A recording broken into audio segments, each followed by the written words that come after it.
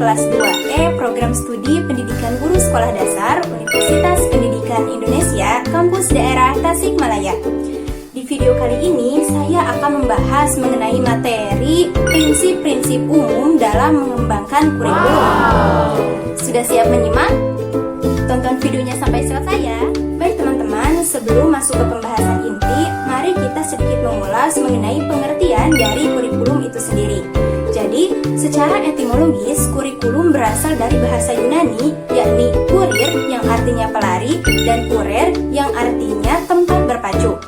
Namun, secara terminologis, Zainal Arifin berpendapat bahwa kurikulum merupakan salah satu alat untuk mencapai tujuan pendidikan sekaligus sebagai pedoman dalam pelaksanaan pembelajaran pada semua tingkat dan jenjang pendidikan. Dalam rangka mencapai tujuan pendidikan nasional, kurikulum tidaklah bersifat statis, yakni dapat diubah dan dimodifikasi mengikuti arah perkembangan zaman.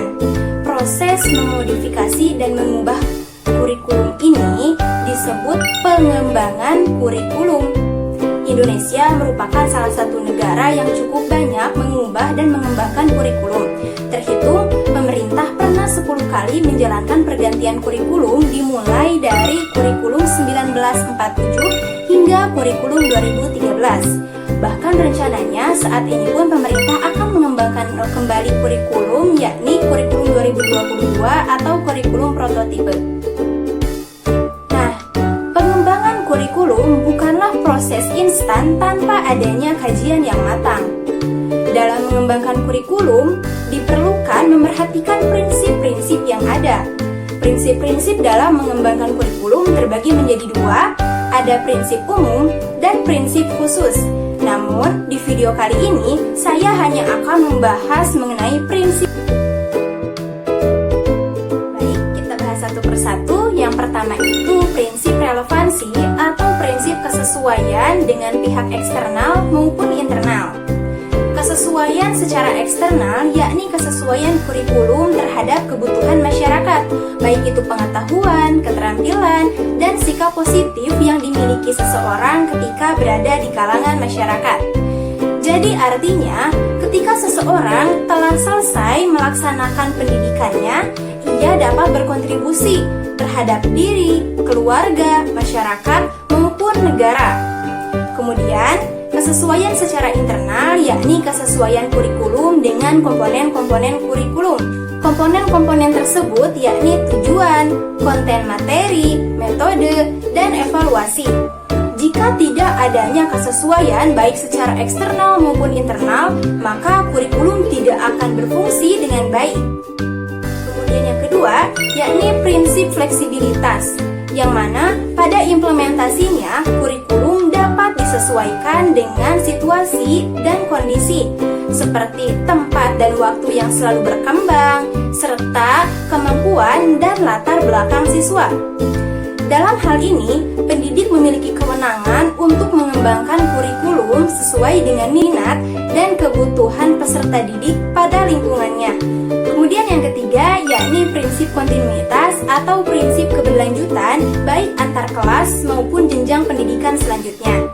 Jadi maksudnya, kurikulum dirancang berdasarkan apa yang telah diketahui atau dipelajari siswa di kelas sebelumnya. Kemudian, apa yang akan dipelajari yakni untuk mempersiapkan siswa ke tingkat kelas atau jenjang pendidikan selanjutnya.